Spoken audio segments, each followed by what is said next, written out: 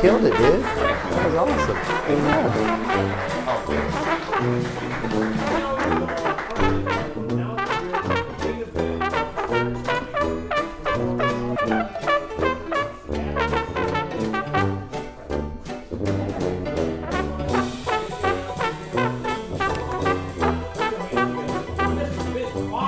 All right. Hey, thank you. What's up? How are you? Hey, what's up, man? How's it going? Oh, this is so great. Well, let's all agree. We want this to go well.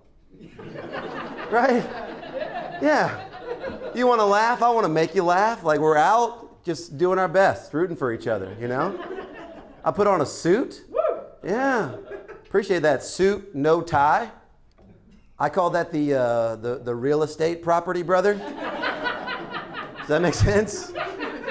My twin brother fixes the houses. Then I sell the houses. Then we have sex with each other. Are those guys weird to you? Are those guys not so weird to you? Why do the property brothers flirt with each other?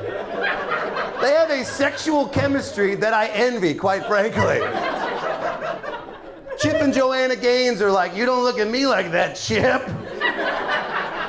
Jeez Louise, but we want this to go well. We want this to go well. Maybe not, maybe you don't.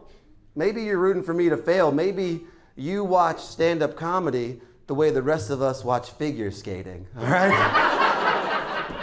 I don't want to see them land the jumps, all right? I want to see a Russian teenager in a sparkly outfit fall hard and cry harder, all right? That is what I want to see. And maybe that's what you're into.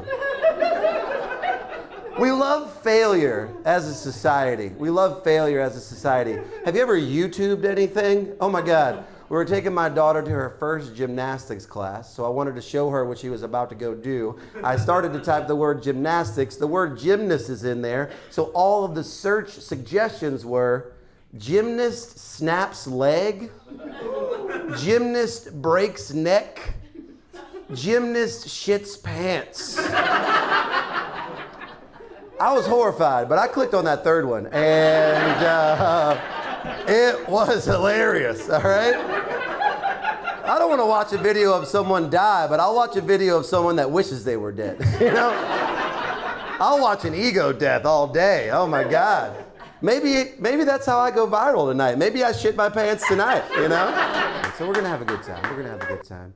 Just real quick, speaking of the passage of time, by a round of applause, who's getting older? All right, yeah, sweet. If you didn't clap, you're either too lazy to clap, not very bright, or you're one of those you're only as old as you feel type people. You're only as old as you feel. I'm 87 years old, Ben. I feel like shit all the time. Oh my God. Recently I was walking with a friend, not for exercise purposes, for transportation purposes. A to B purposes. We weren't sweating on purpose, you know? And this friend was trying to talk to me while we walked. I was like, bro, you gotta pick one, all right? Either we walk in silence or we chat it up in an Uber, because I am not in conversation on foot type shape, my man. My back is sweating, I'm out of breath. Fucking Brenda can be here in 6 minutes, all right? 4.8 stars, man. So let's do this. Either split this lift or I'm putting my earbuds in, okay? Podcasts don't complain about their girlfriends, you know what I'm saying? So I had another one of these moments where you just realize how old and out of shape you are. I was in my car and the song Mo Money, Mo Problems came on. Now I'm a child of the 90s. I did what any child of the 90s would do. I said, hell yeah.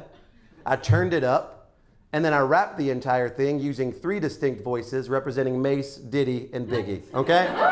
Yeah. Because if your Mace and your Diddy sound like your Biggie, you're not even trying, folks. Step your game up.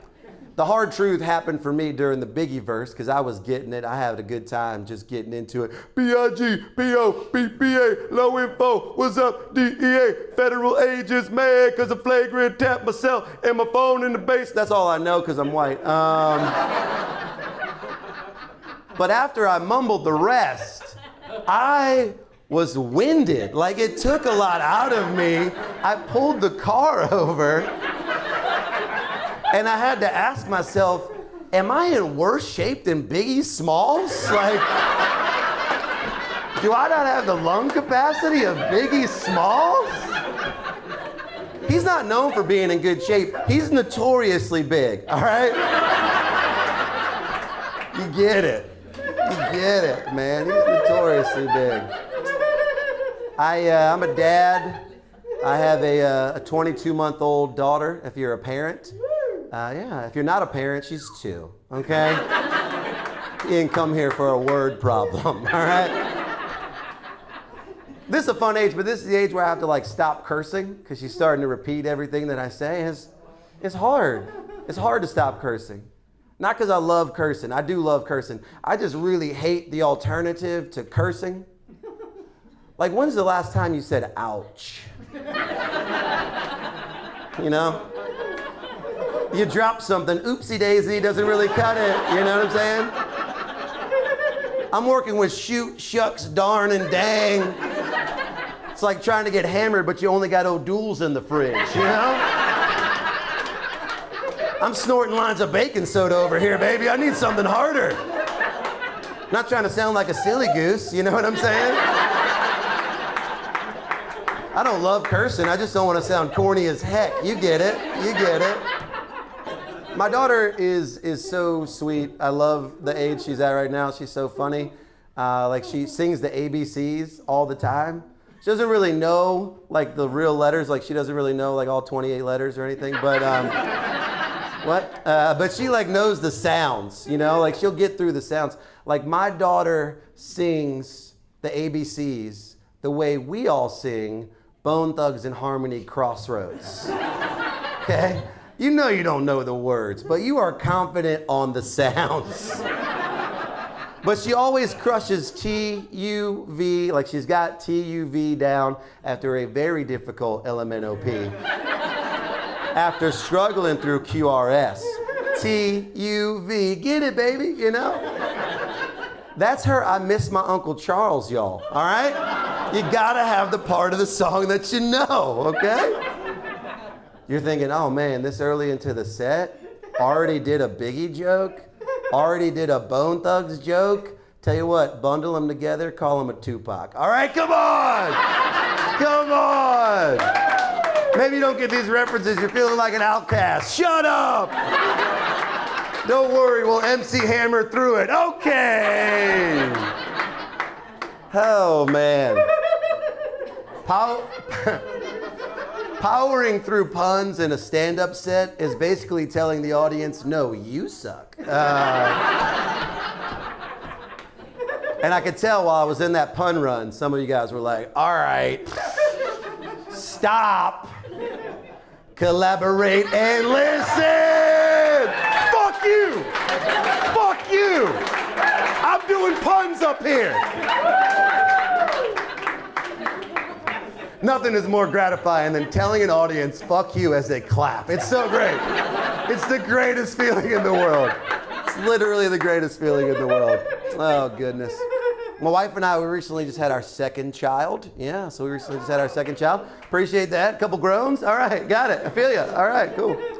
We had sex exactly once since the first baby. So I'm either batting 1,000 or that kid's not mine. You know what I'm saying? No, I love being a dad of 2. I'm glad that these pregnancies are pretty long, though. I don't know if you guys know that these pregnancies are like 40 weeks long. That's amazing. I had 3/4 of a year to get my shit together. You know what I'm saying? Me and these babies had a race to see who could develop quicker, all right? Daddy versus baby. You get 10 fingers and toes, I'm gonna find health insurance and delete my search history. I can do that. I can do that in 40 weeks, man. Hell yeah. We need the 40 weeks. We need the 40 weeks as a species To illustrate this point, let's do a quick poll with this lovely audience to illustrate how badly we need the 40 weeks. By round of applause, how many of you would be open to the idea of having a child within the next year? A new baby within the next year? Okay. No. A bunch of no's and one awkward Tinder date in the back. Clapped. All right. Like, clock is ticking, man. What's your name again? All right. You swiped right. Let's do this. All right. Same group of people. Round of applause. How many of you think sex is pretty cool? Woo! Yeah, there it is. Yeah. You know those things are directly connected to each other, right? We just love grinding private parts, you know? And then these babies pop out. Oh my God. You know what the shortest pregnancy in the mammal kingdom is? I did some research for this joke. 13 days. Woo! 13 days. The opossum. Yeah. Now, I'm not a scientist, but I believe that's why they developed the skill to play dead, all right? Just a lot of dude possums out there trying to skirt some responsibility, you know what I'm saying? Hey man, ain't that the chick you was messing with down at the creek like 2 weeks ago? She got like a whole litter, dude. Oh shit, for real? I'm dead, bro. Tell her I'm dead. Tell her I ate some shit. I'm gonna move to the woods behind these woods and start over. Can you imagine if humans had a 13-day pregnancy?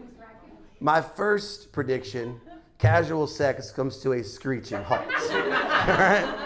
You don't want to be in the living room 2 weeks later being like, so where'd you go to college? Oh, still in high school. That's my bad. I screwed that one up. Okay, cool. This your dad right here?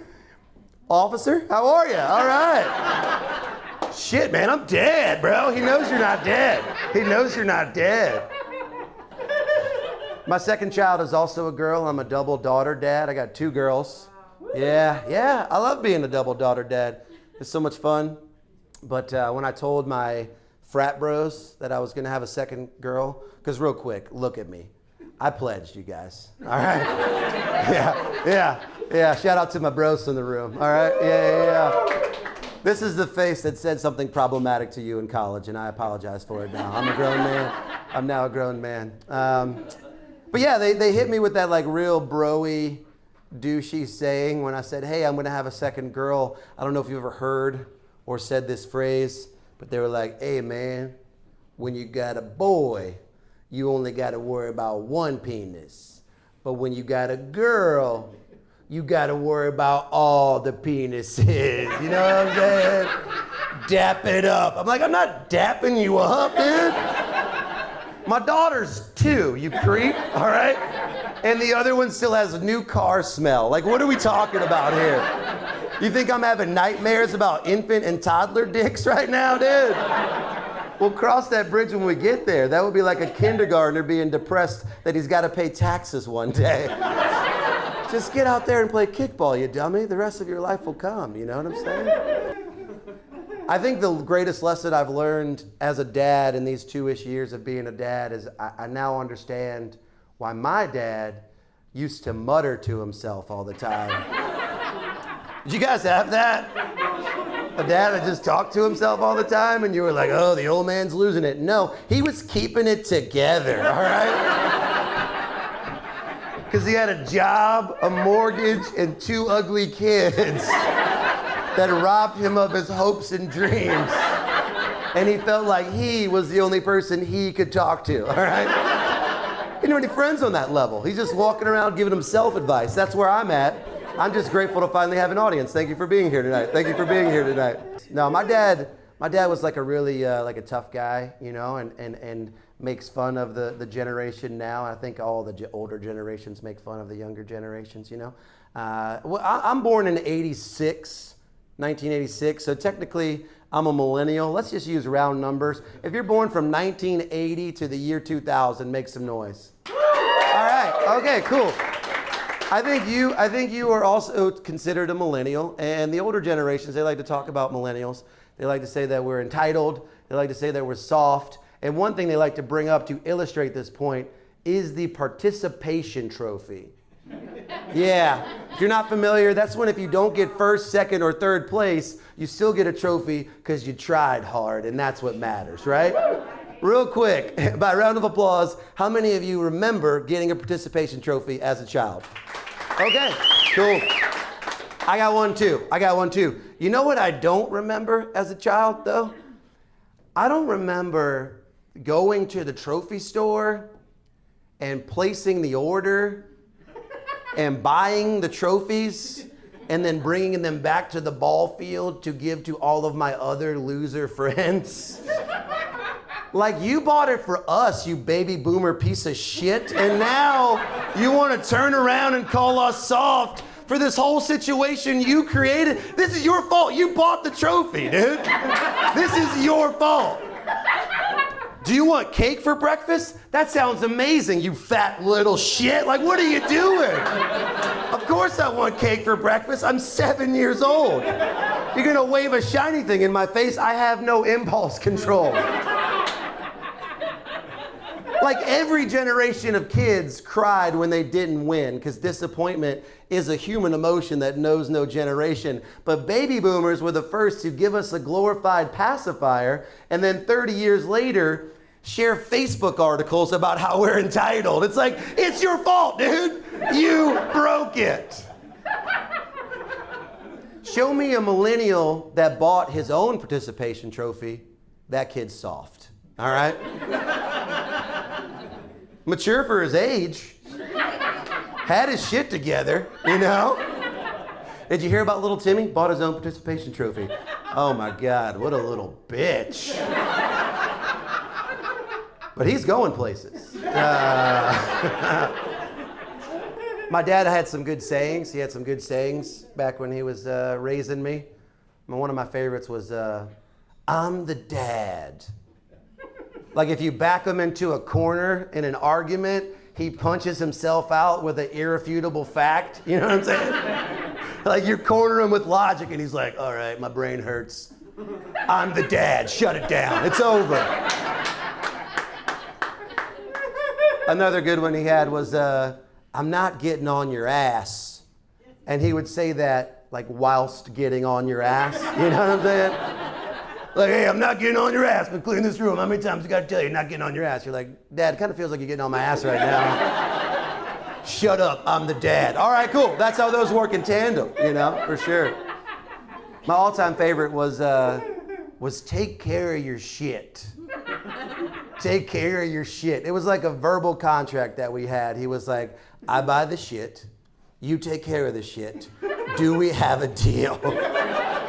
Like, yeah, we do have a deal. We do have a deal, Dad. So those are my three favorite. Who's got a good one? Maybe that you say as a dad, or maybe that your dad said to you. Just a good dad saying. Shout it out. I brought you into the world, I'll take you out. I brought you into this world, I can take you out. Yeah. Never has murder sounded so folksy before, you know? Never has murder sounded so cutesy and folksy before. Here's a good point, Dad. Are you threatening to kill me right now? I heard one in the back. Ask your mother. Oh, ask your mother. Oh, man, that's a good dad phrase right there. That's a good dad phrase right there. Yeah. My dad was a single dad, and he would say, ask your mother, you know.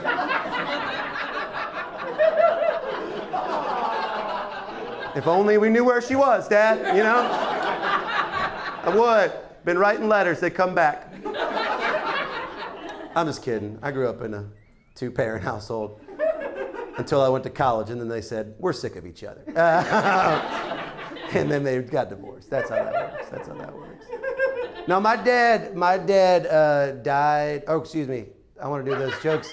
I want to do another joke before I did that joke. Just put my dad died away in your brain, and we'll come back and unpin that joke. My two sayings, as now, because I'm a soft, entitled millennial dad, you know. My two sayings as a dad are, be careful. Like, that's all I say all the time.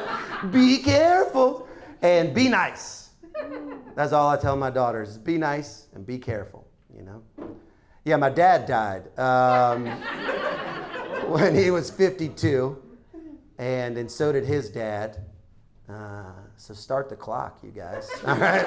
I got 20 years to make it, you know. And And it starts tonight because I'm going to shit my pants and we're going to go viral. It's going to be real nice. It's going to be real careful. You know what I'm saying? Yeah. Now you get into your 30s, you have a couple kids, you start thinking about your legacy, you know? I have a request to this lovely audience. I feel like we've gone through a lot. I want to ask a favor of you. Don't let them name an airport after me. Feels like a weird request, all right? Let me explain why. That's the quickest way to ruin a legacy, is you name an airport after someone, all right? O'Hare, the real life person, O'Hare, was a freaking general in World War I, dude. Yeah, he helped us defeat, Hitler's dad, I guess, all right? Rudolf Hitler, I don't know. I'm not a history major, all right? But now O'Hare, the airport, where is that airport? Chicago, that's right. Now every time I connect in Chicago and I'm sprinting a half mile through a labyrinth of hallways constantly under construction, I get to my gate, I realize it's the wrong gate. I get to the right gate, your flight's delayed 2 hours and your food options are double price McDonald's and sushi in Illinois. Man, what's the name of this airport? O'Hare? Fuck O'Hare, dude. The legacy is ruined. The legacy is ruined. I want them to name a freshman residence hall after me. Yeah. That's the legacy I want, baby. Yeah. I want a bunch of 18-year-olds being supervised by 19-year-olds to explore their bodies and expand their minds in Vince Fabra Hall. That is the legacy that I want. I appreciate it. I appreciate it. Yeah. And I live in the basement, you know what I'm saying? And I just creep on the undergrads, you know? I'm untouchable. The building's named after me, baby. You know? Come on. I love that. No. Just thinking about your legacy. I have neighbors, I have dogs, and I have neighbors. That's a tricky combination. You want to make sure that your dogs don't inconvenience your neighbors, you know? Recently, I was walking my dogs, and they pooped in my neighbor's yard, and I didn't have a bag. So I was like, I want to take care of this shit like my dad told me. You know what I'm saying? So I walked my dogs back. I put my dogs up. I walked back by myself, and I got that poop, you guys. All right, I appreciate that. I appreciate that. Because I'm a good neighbor, you know? If my neighbor sees both parts of that story, I look like a great neighbor. If he only sees the first part, I look like an asshole that let my dog shit in his yard. But if he only sees the second part, that's a really weird neighbor. That's a really weird neighbor. Because maybe you were picturing it during the daytime. It was not. It was nighttime, all right? And I had a flashlight in my hand, okay? And I'm pacing his yard, muttering to myself like my dad used to. I bend down, grab some shit. His motion sensor light kicks on. I turned to the house and I was like, got that shit, Mike, got that shit, baby. His kids don't trick or treat at our house anymore, all right? They skip it. They skip it. Recently, something even worse than that happened. My wife was walking the dogs and she forgot the bags and she came home, put the dogs up and said, Vinny, go take care of that shit. So now here I go. I'm in sweatpants. I haven't showered in about 4 days.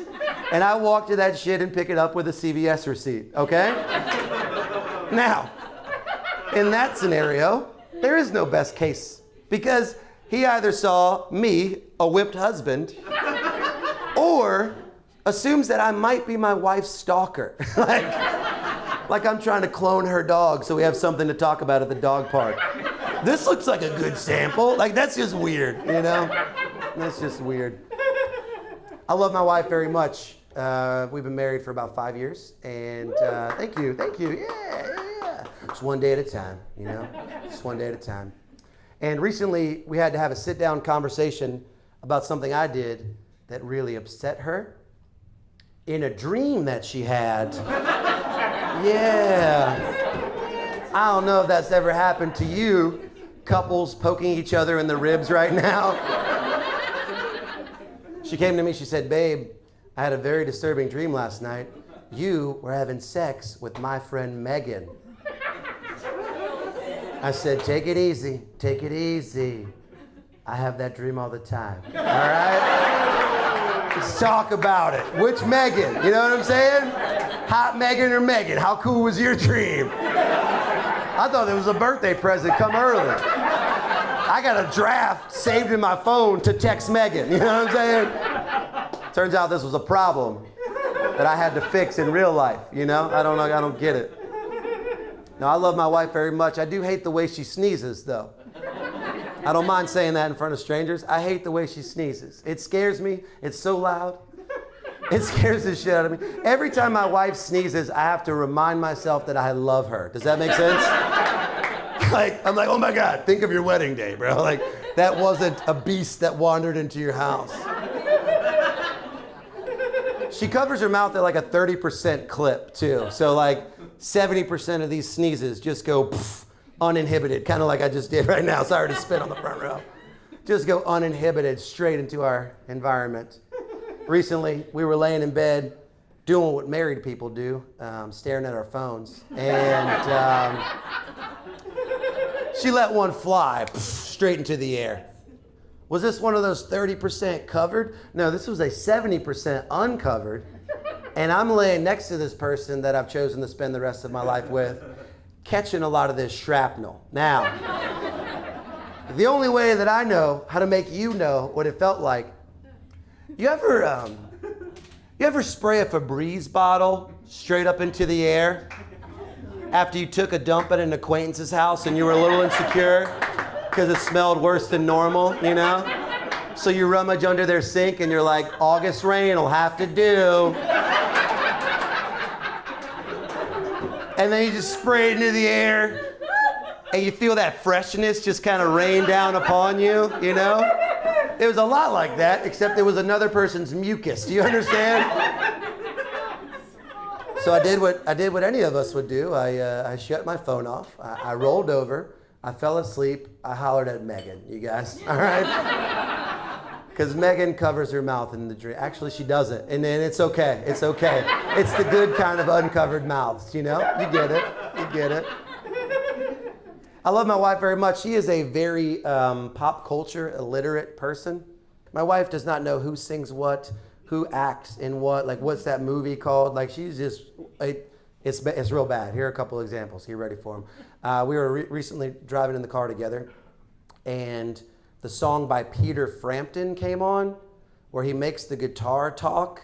You know what I'm talking about? Do you feel like I do? Oh man, that's a jam. That's a jam, baby. And again, Peter Frampton sings that song, all right? So my wife, a little buzzed at the time, that song comes on. She cranks the volume and she goes, woo!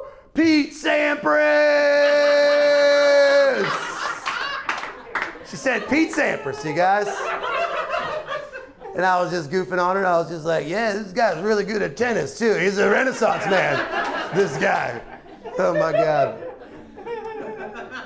Even more recently, I was at my house. I was watching Back to the Future on the USA Network. Guys, not trying to brag. I have the USA Network. All right, let's just move past it. I'm already in a suit. I don't want you to think I'm like better than you, you know. And Back to the Future, you know, the most famous movie of all time, right? My wife walks in from the other room, no guide, no titles, just Marty McFly on the screen, and she starts spinning her wheels. She's like, oh my God, okay, this is that movie where the guy like goes back in time and meets his parents, and his mom falls in love with him, but then he's got to get his parents back together, or else he'll never be born. Shit, what's it called? What's it called?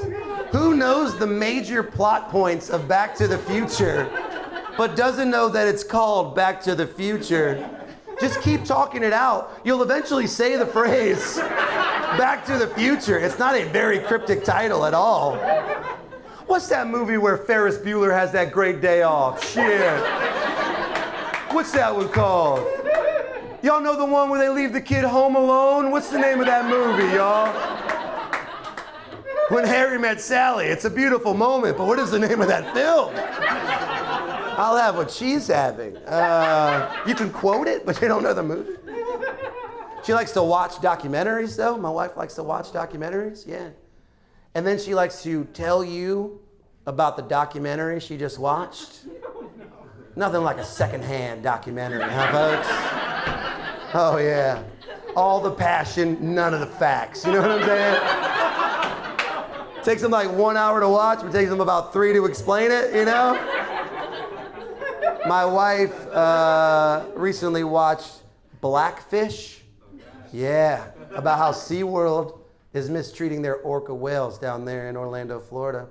And my wife started her secondhand documentary like so. Babe, this whale situation is a fucking mess, okay? In the wild, these things live to be like, shit, how long did they say? Like 200 years, okay? In captivity, 11 days. It's like, I don't think your facts are accurate, but I understand what you're saying, you know? And then she started telling me about Tillicum. Yeah, old Tilly. She said Tillicum is a whale at SeaWorld that killed a trainer in 1997 and then killed a second trainer in 2002 and still performs at SeaWorld 8 shows a week. How messed up is that? I was like, messed up? That sounds like some job security right there. I want to work for a place with a 3-strike policy for murder, you know what I'm saying? That would be like me killing this lovely couple in the front row, and then Holy City Magic is like, come back next month, dude. You were hilarious. They sat in the splash zone, all right? They knew what they were getting into. They signed a waiver and everything, you know? No, I love it. This is going well. I'm having fun up here. You guys having fun? Sweet. Yeah. Comedy's great when it's going well. When it's not going well, it's really painful for everybody involved, you know? You want to know what it feels like to bomb at stand-up comedy? I'll give it to you. Got the perfect analogy. Here it is. Bombing at stand-up comedy feels exactly like pooping in a public restroom that only has one toilet and a really long line outside. Okay? Because the whole time you're just like, oh damn, everyone out there hates me right now. This is usually my favorite activity that gives me head to toe goosebumps. But right now I'm just gonna finish as fast as possible and not make eye contact on the way out. That's what it feels like to bomb at stand-up comedy, man. You wanna know what it feels like to crush it at stand-up comedy? I'll tell you. You turn the corner at like a fancy hotel bathroom and you see floor-to-ceiling stall doors. Oh my God. Oh, so much security. I'm not leaving here till my feet go numb, baby. This door has a lock and nobody can see my shoes? Fuck yeah. I'm about to run this cell phone battery all the way down to 0. Oh my God, this is great. Most of the time, stand-up comedy feels like in between those two. Most of the time, stand-up comedy feels like pooping in a public restroom with a toilet and a urinal, but no divider. Right? So someone opens the door and I'm just like, no, come on in, man, we can share it. And he's like, no, we'll wait till you're done. Like, we're not really into this. And I'm like, where are you from, dude? Let's get into it. Tell a third guy to pee in the sink. We got a sink, man. Get in here. I love comedy. I want to tell you a joke that I learned at a very young age. I didn't know why it was funny at the time. Turns out the humor of this particular joke was that it was a disgustingly dirty joke, something no 8-year-old should ever know or share with the world, all right? I thought the best time to unveil this material was at the Christmas party that my parents were hosting at my house.